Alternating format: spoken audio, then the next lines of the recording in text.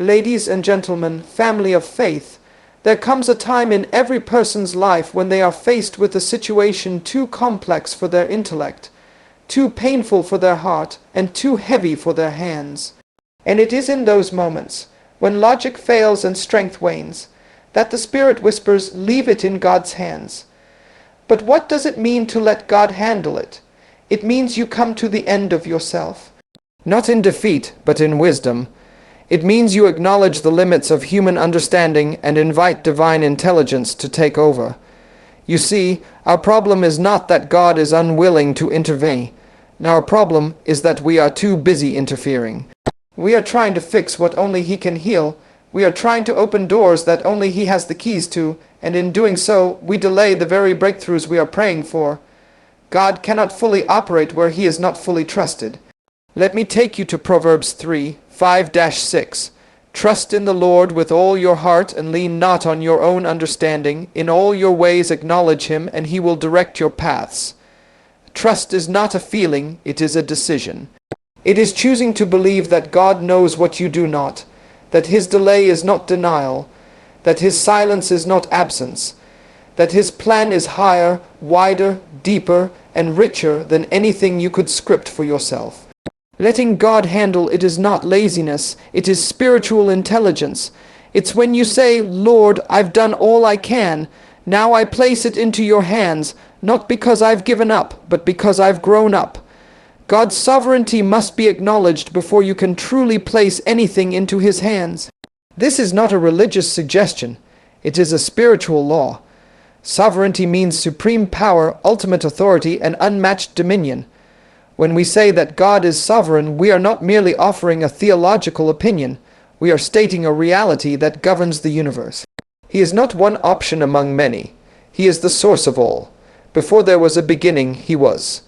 Before you had a problem, He had a solution. Before you could form a question, He had the answer. Sovereignty is the revelation that God does not report to anyone.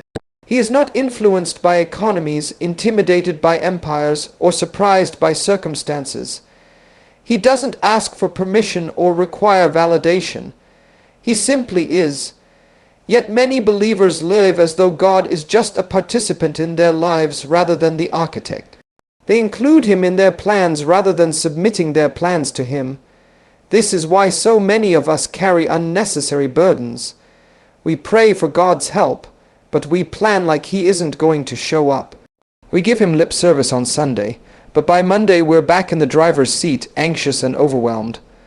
Why? Because acknowledging His sovereignty isn't just about what we say, it's about how we live.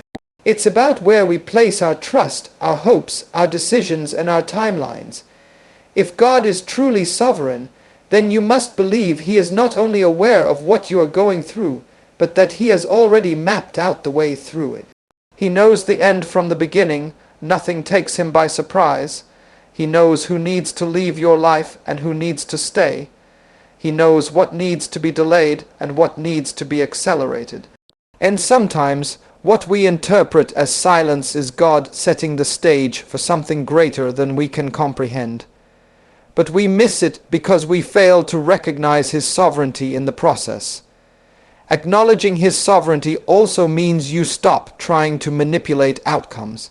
Manipulation is the enemy of surrender. When you try to force things, you are essentially saying, "God, I don't trust your timeline. I'll make this happen myself." But what often follows is frustration, disappointment, and spiritual fatigue. You cannot walk in peace while wrestling for control. God doesn't bless manipulation. He blesses faith. And faith begins where your understanding ends. Sovereignty doesn't just speak to God's control over the big things. It applies to the details as well. Jesus said that not even a sparrow falls to the ground without the Father's knowledge. If He is aware of a bird's fall, how much more is He aware of your challenges, your heartbreak, your confusion, and your needs? If God numbers the hairs on your head, then surely He is not indifferent to the situation that's keeping you up at night. This is why surrender begins with revelation. You must see God for who He truly is, not just a helper in crisis, but the King over all. He doesn't just respond to your prayers, He reigns over your life. He doesn't just fight your battles, he orchestrates your victories.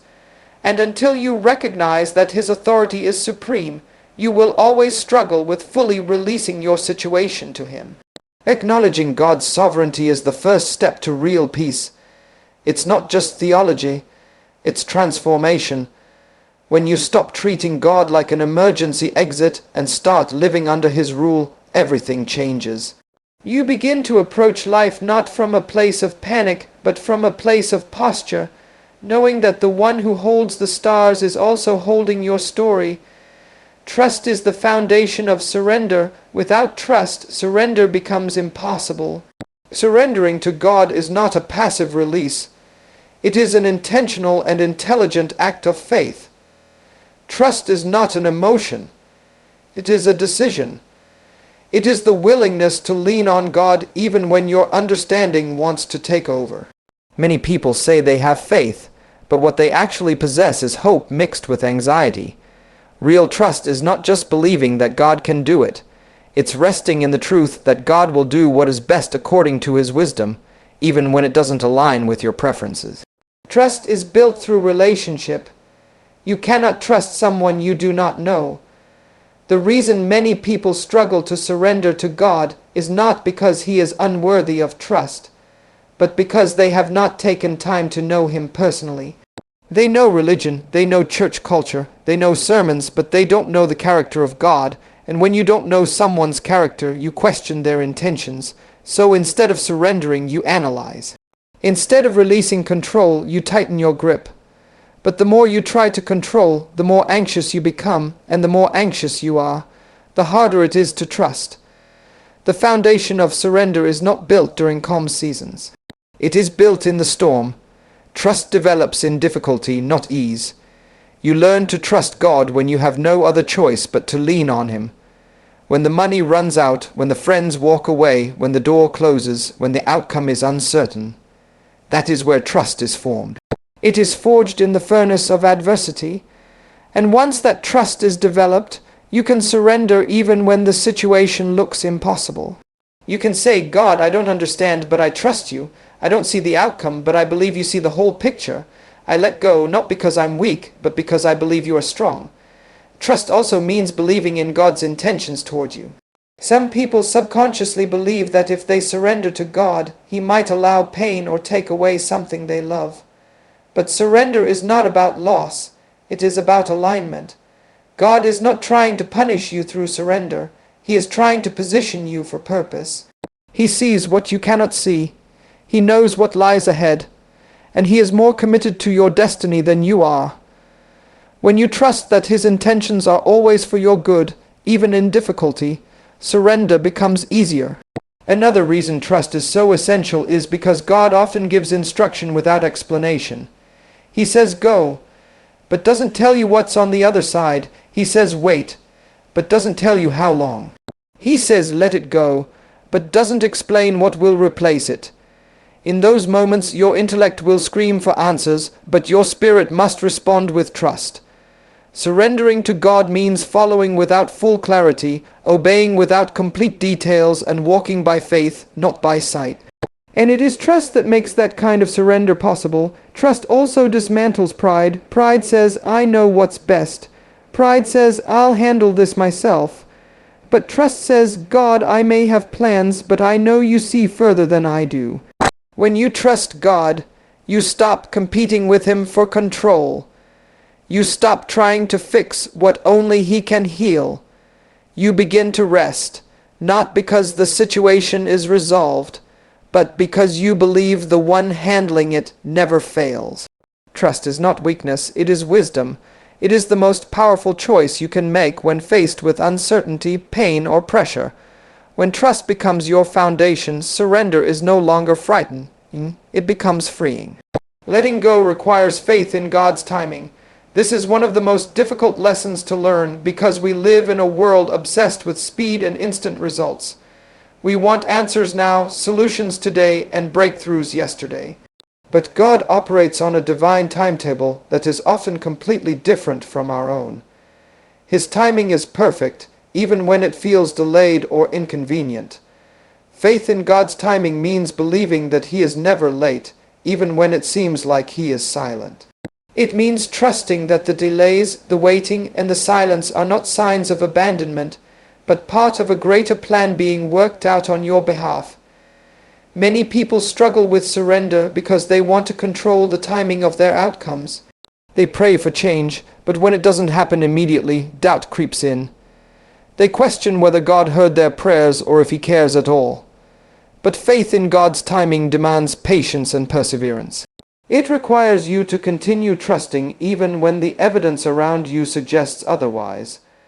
The Bible tells us in Ecclesiastes 3:1 that there is a time for everything and a season for every activity under the heavens. This verse is a reminder that everything unfolds according to a divine schedule, not a human one. Faith in God's timing also means understanding that waiting is an active process, not a passive one. It's not simply sitting idle hoping for something to happen.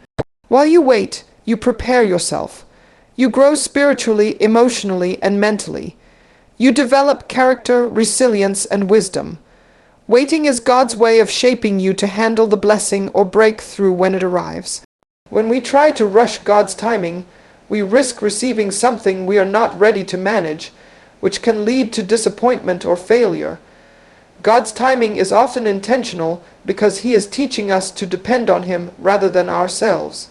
When we trust His timing, we acknowledge that He knows what is best for us better than we do. Sometimes God delays an answer because He wants to protect us from harm, keep us from pride, or lead us to a better opportunity. Other times, the delay is to allow others to be part of the process or for circumstances to align perfectly. In every case, the waiting has a purpose, even if it is hidden from us. Faith in God's timing requires a mindset shift from instant gratification to eternal perspective. It means believing that God's way is higher than our way, and His thoughts are higher than our thoughts. When you view your life through the lens of eternity, you understand that a delay today might be the seed for a greater harvest tomorrow. The temporary frustration you feel is nothing compared to the joy that will come when God's perfect plan unfolds. Many biblical characters exemplify faith in God's timing. Abraham and Sarah waited decades for the promise of a child.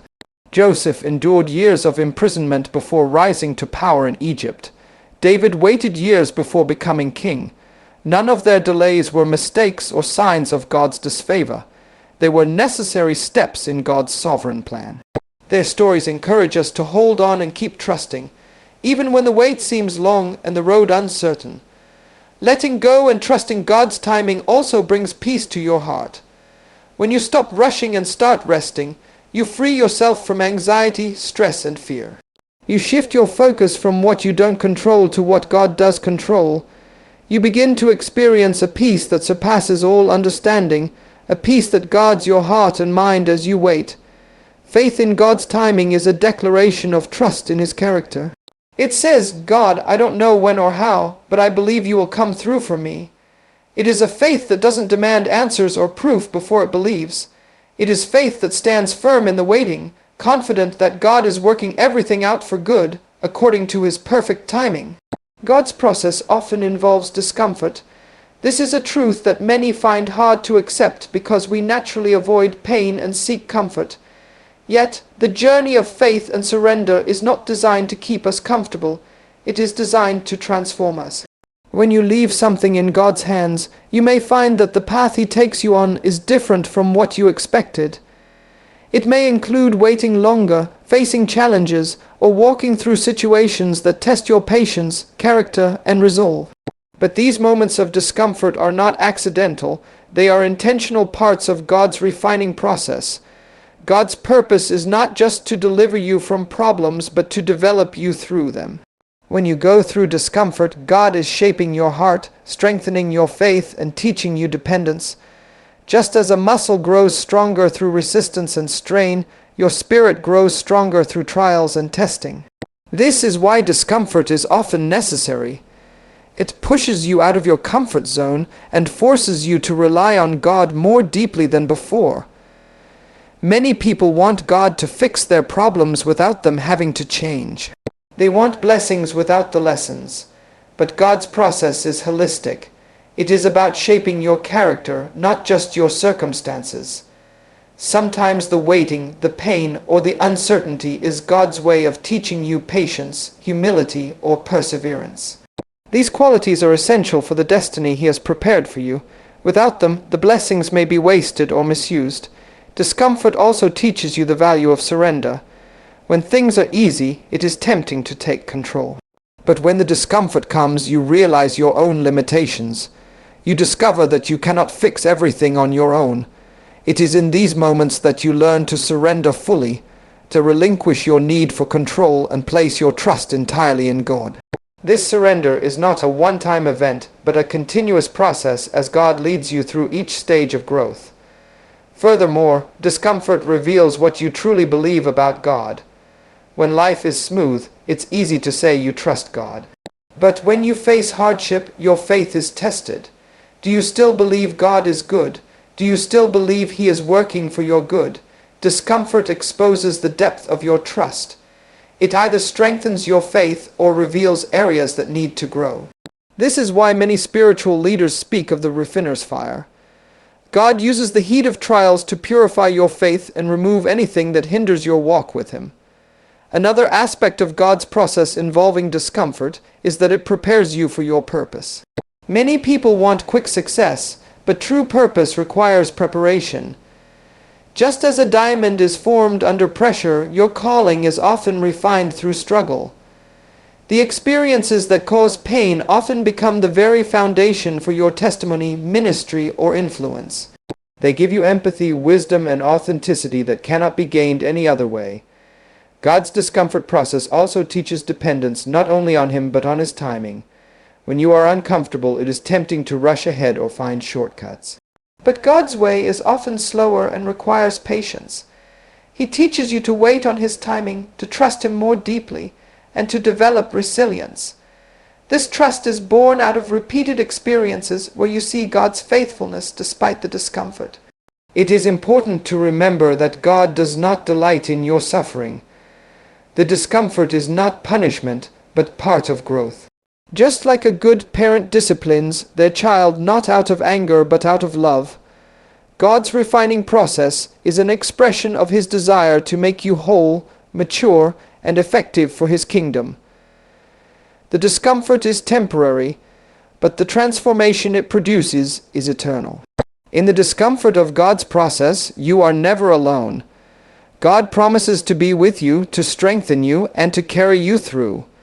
His presence is your comfort in the storm and your peace in the struggle. When you recognize that discomfort is part of God's plan, you can face challenges with courage and hope, knowing that He is working all things together for your good and His glory. When you surrender your situation to God, you open the door for supernatural intervention. This is a powerful reality that many believers struggle to fully grasp because they often rely solely on their own abilities, resources, or understanding. But God's power is not limited by natural circumstances, human limitations, or the complexity of your problems. When you truly let God handle it, you step into a realm where miracles happen, where chains are broken, and where impossible situations are turned around. Supernatural intervention means that God steps in to do what only He can do. It is the divine hand moving behind the scenes, the invisible force that shifts the course of events in your favor. It is not something you can manufacture, earn, or force. It happens when you release control and stop trying to manipulate outcomes with your own efforts. Instead, you make space for God's power to move unhindered. This requires humility, faith, and complete dependence on Him. Many people try to solve problems with their own strength, wisdom, or connections. There is nothing wrong with taking responsibility, but when your solutions are exhausted, that is when God's supernatural intervention is most evident. The Bible is full of stories where human effort reached its limit, and God showed up in a miraculous way. Think of Moses at the Red Sea, Daniel in the lion's den, or David facing Goliath. In every case, the natural resources were insufficient, but God's supernatural power made the difference. Supernatural intervention also means that God can work through unexpected means. Sometimes He sends people, opens doors, or provides resources that you could never have planned or imagined. When you let God handle it, you open yourself to surprises, answers in disguise, blessings wrapped in trials, and provision from sources you never considered. This is why it's so important not to limit God by your own expectations. His power is unlimited and often shows up in ways that defy logic. When you allow God to handle your situation, you also invite His peace and assurance to fill your heart. The peace that comes from knowing that the Almighty God is working on your behalf transcends human understanding. This peace guards your heart and mind even before the breakthrough manifests. It keeps you steady through storms because you know the outcome is already secured by the one who controls all things. Furthermore, supernatural intervention reminds us that our battles are not just physical or natural, they are spiritual. Many of the obstacles we face come from unseen forces that only God can overcome. When you surrender and let God handle it, you align yourself with His divine authority, which has power over every force in heaven and on earth. This spiritual reality means that your breakthrough is not dependent on natural circumstances, but on God's sovereign will and power. It is important to note that supernatural intervention does not always come in the form you expect. Sometimes God's intervention looks like patience, waiting, or even redirection. Other times it is a sudden, dramatic breakthrough. Regardless of how it manifests, the key is trusting that God is working behind the scenes. His timing and methods are perfect, even if they differ from your desires. When God intervenes supernaturally, He also glorifies Himself through your situation. Your testimony becomes a powerful witness of His grace, power, and faithfulness. It inspires others to trust God and brings glory to His name. This is why surrendering to God is not just for your benefit, but also for the expansion of His kingdom. To experience supernatural intervention, you must first relinquish control. You must stop trying to fix everything and start trusting God to move in His way and time. This requires a heart of humility and faith, knowing that God is able to do exceedingly abundantly beyond all you ask or think. When you let God handle it, you position yourself to witness miracles, signs, and wonders that only He can perform. Peace is the fruit of surrender. It is not something we can manufacture on our own or find in fleeting moments of comfort. True peace comes when you leave your burdens, worries, and anxieties in God's hands and trust Him completely. This peace surpasses all human understanding because it is rooted in the reality of God's presence, power, and promises. It is a supernatural calm that steadies your heart even when storms rage around you. Many people try to find peace through circumstances, possessions, or relationships, but these are all temporary and unreliable. When trials come, these sources of peace crumble, leaving people anxious and unsettled. True peace is different. It is anchored in something unchanging. It is anchored in the character of God who never changes, who is always faithful, and who holds all things together. When you surrender your problems to Him, you tap into this unshakable foundation. The Bible assures us that God's peace will guard our hearts and minds when we trust Him. This guarding is like a fortress protecting you from the attacks of fear, doubt, and worry. When you try to handle things on your own, your mind becomes a battlefield of anxious thoughts. But when you leave it in God's hands, your mind begins to find rest. You no longer carry the weight of the world on your shoulders because you believe that the one who controls the universe is working on your behalf. Peace is not the absence of problems, but the presence of God in the midst of problems. This is a crucial distinction. Many expect that if God is involved, all their troubles will disappear immediately. But God's peace can coexist with hardship, pain, and uncertainty. It is a deep, abiding calm that says, I may not understand everything, but I trust the one who does.